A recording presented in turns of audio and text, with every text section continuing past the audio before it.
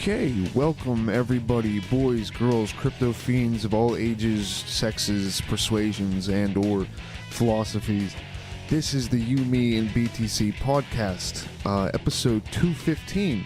So I am again here with you guys by myself. This is just our normal beginning of the week episode. This is not live. I'm doing this this is the first day of 2018. So if you're listening to this next year, I don't know why you are, but we're back in the past. None of this shit that happened all during 2018 happened, and you have to remember you could have warned us. With all the foreknowledge you have, you could be telling me now what is going to happen to me this year and how bad it's going to end up for me. You should have told me not to put those new brakes on my car because you knew they're not going to go well. Anyway, this is January 1st, 2018, first day of the new year, of new 2018 year. First day of a new year in crypto, first day of a new year in everything, podcasting, whatever you feel like. But like I said, this is episode 215, and I guess before I start doing anything else, I'm going to let you guys know why we're able to do 2 episodes now. We're starting to crank the numbers up higher because we have a new sponsor who's letting us making it so we're able to give you guys 2 episodes a week, bring you more content, and we hope you guys keep on enjoying it. But that's all thanks to America's Card Room, which is online card betting site. You can deposit in up to 60 different cryptocurrencies. So like Bitcoin, Litecoin, Monero, Dash. 60 of the different ones, you can find those on their website. And then whenever you're done, if you've lost all your money or if you've gained a bunch of money you want to take back out, you can withdraw it and still over one of 60 different cryptocurrencies. But they're also offering a 100% bonus on your first deposit whenever you use the code BTC100. Again, that's BTC100. That gets you a 100% bonus on your deposit up to $1,000. So say you put in $750, that means you get a total of $1,500. They'll back the other half. Besides their deal, they also want us to tell you guys about a few of their games they're having. Every single Sunday, they have a $1 million pot total tournament. It starts at 2 p.m. Eastern, and that's going to begin on January 7th. So definitely, if you guys are into big games, that's going to be what you're looking for. The buy-in is $265.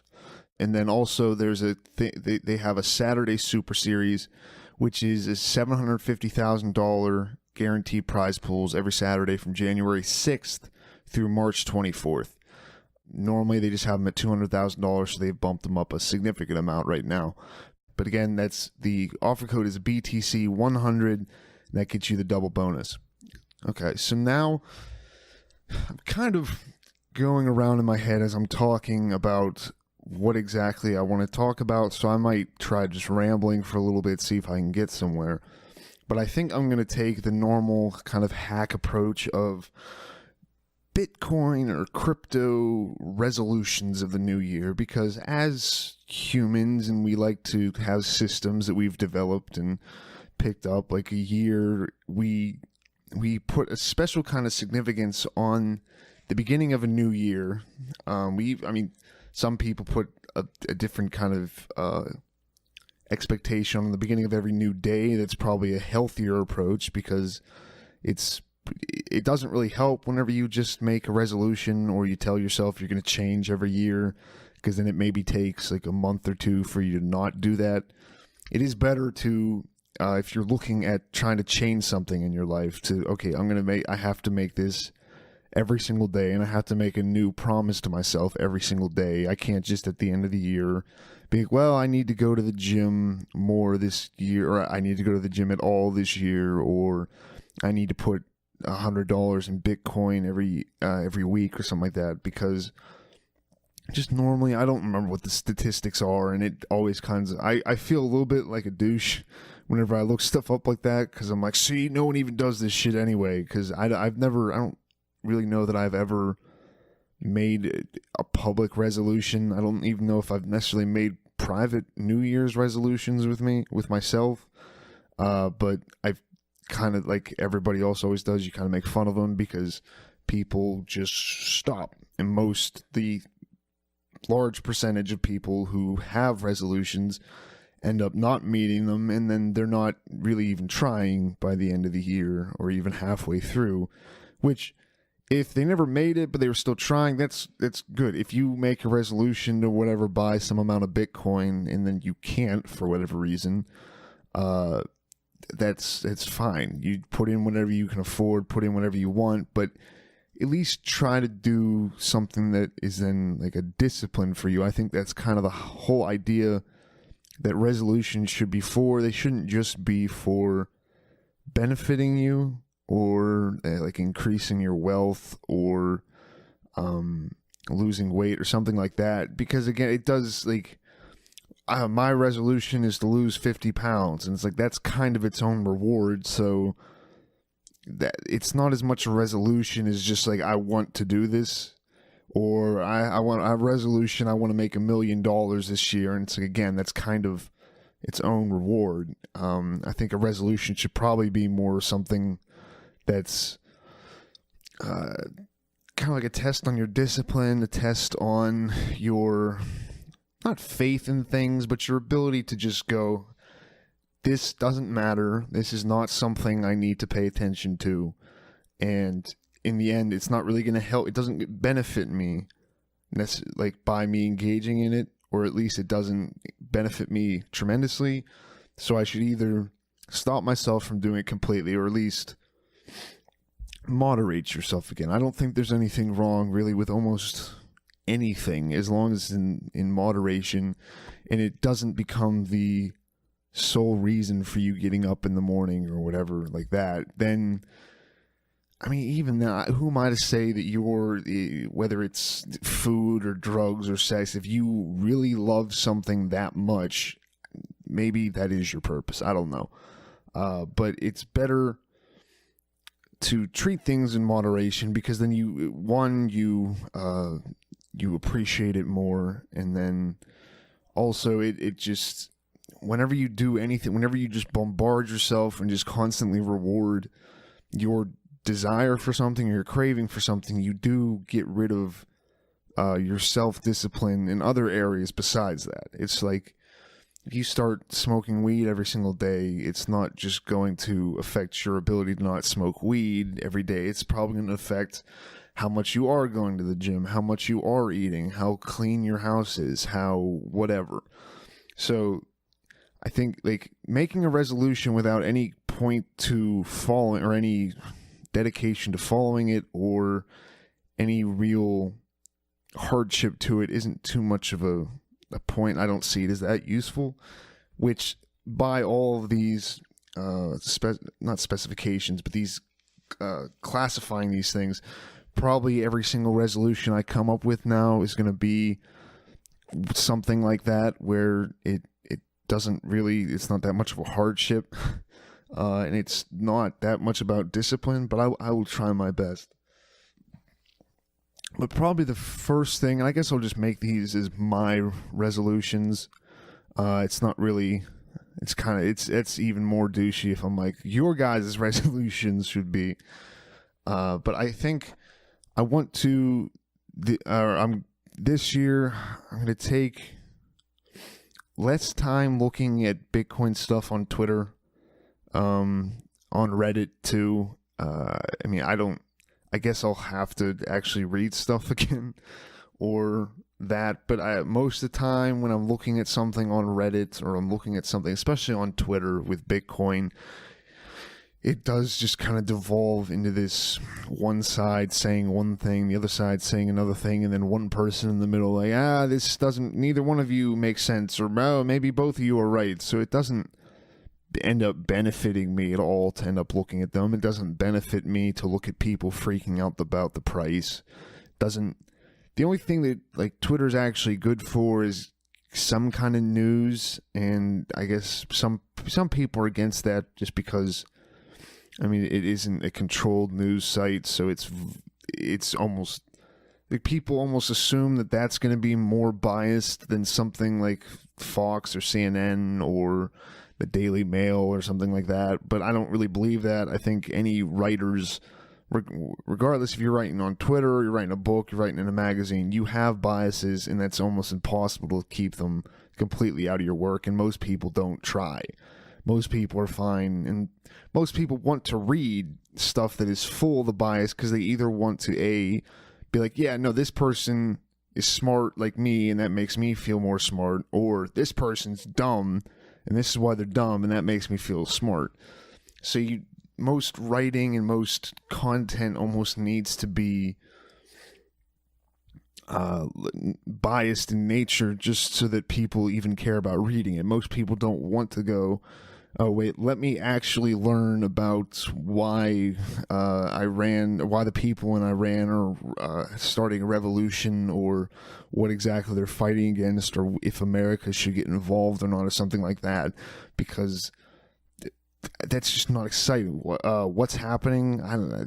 I mean, I have no idea. But the actual looking up of those facts is less interesting than going, well, this is what I think, and this is why I think that, and then just kind of feeding that to whichever side to get the reaction from both of them. And either way, if it's angry or if it's sad, happy, they appreciate it, they agree with the post or whatever it is, then that's good. And then if they hate it, that's good too, because it's all traffic.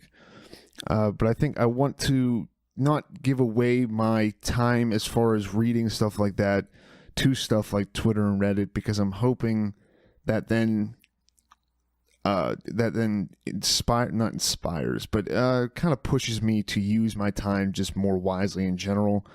Hopefully just use my life more wisely in general, as far as where I put my efforts, where I put my attention, because it's very easy to get those two like mixed up. We think a lot of this stuff is kind of harmless, and I'm not saying that Twitter is like evil or the end of everything, but there is definitely that, or Reddit, where it's just like kind of addiction to just looking at stuff and being like, oh, this is a new interaction, and we're social creatures, so we like seeing other people react too. But most of the time it's not useful. It doesn't help anybody involved, and it really only helps Twitter or whoever is hosting the content. So I think I want to take away from that more, and then maybe just spend more time creating my own stuff. Try to make my own things. Get ready for Crypto Overload. We're making it easy to get into the game at America's Card Room with your favorite cryptocurrency. We are thrilled to announce that you can deposit and cash out using more than 60 different cryptocurrencies. We are the first poker site to offer this after already accepting Bitcoin from the beginning. Cryptocurrencies are the future. We can predict that playing real money poker will never be easier at americascardroom.com. And this is another resolution on top of this, is as far as creatively or just in life in general, I think it's important for me to find like my own kind of voice or my own words. I definitely do this a lot, and then I notice with most stuff that I get pissed off at other people about, it's stuff that I do or I struggle with doing, or I have an issue with that. So I get annoyed at people just repeating stuff, and it's like, you just read that off of the internet, you have no idea what this means. But that's what I do most of the time. So it's partly this resolution is out of just wanting to be able to look down on other people for just reading stuff off the internet. But it is also because I think it's important to find, especially in this kind of day and age where if you're in the Western world or just any kind of a developed country, there's just so much, you're just saturated in communication, in information, just constantly, and it's hard to actually be a legitimate new voice that isn't just kind of parroting a talking point or just something your parents said or that CNN said or that Fox said, because it's a lot easier to just, okay, I read this one story and I'm just going to kind of go with the writer's decision. And if anybody asks me about it, I'll just use that. Like when I think about things that I think people are going to argue with me about, I almost go out of my way to just look for just simple answers to it. It's like, this, why, how can you defend this? And I think that comes a lot from, like, I was raised pretty Christian, pretty hardcore Christian. So a lot of it ended up being, and I was pretty much into it till I was about 21. But a lot of the teaching in there is apologetics, which is, I think, defense of the faith in Latin or something like that. But it's like because kind of the Bible is seen as the end all of knowledge, you do have to like kind of take it out of there, and you can, this person has a problem with whatever. What do I combat that with? Oh, here's this one nice short verse that just explains everything away and answers the question for you and for them, supposedly. If the Bible is true, something like that's probably a good idea, but regardless what you think on that, it's not a good way to go through your life as far as things that you can actually get an informed opinion about, and actually read and just decide for yourself. And not just decide for yourself, because I don't think that you're not like actually making a decision or something like that. I think people still do have a control over that, but finding your own words and finding your own way of expressing yourself, because one, I think it feels better. You feel more like your opinion and your words on it actually matter, but then also that lets you not get lumped in with whatever else that person is saying, or whatever else that verse or that phrase or whatever you kind of like parrot back to them implies. Because one, they could say, oh, you took this from this guy and he was kind of bad in these areas and blah, blah, blah, blah, blah. Or it just kind of shuts people down. Because like, I've heard other libertarians, I've heard other Christians, or I've heard other socialists, no matter like what you're arguing, it's like, dude, everybody who is like you says that. So it's dumb. I've heard it before. And then they have a word or line to come up with it. So all in all, I'd say I want to get better at expressing myself in ways that I haven't already taken into my brain. And I don't know if that's necessarily being any more creative, but I think it's a good idea. Maybe. Okay, so that's 2. What else? These next ones are probably less. They're not as heavy as, not heavy, but they're a little bit more centered on Bitcoin.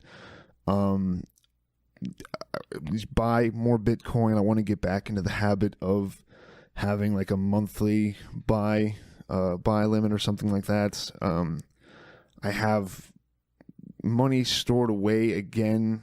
I was dumb like a couple years ago, but I'm in a position again where it wouldn't be that hard to just buy like a couple hundred every couple weeks. Put the money away in that regardless of what it's doing, just because, from everything we've seen before, it's gonna do better. And if it doesn't, then I think that's the whole point of having the monthly limit. So I'm not just, I need to buy all of it right now, or I just never buy it, because that's normally what I would do is, okay, I'm gonna buy 1,000, I'll do it tomorrow. All right, I'll buy it, but just like tomorrow. All right, and then you just keep pushing it off.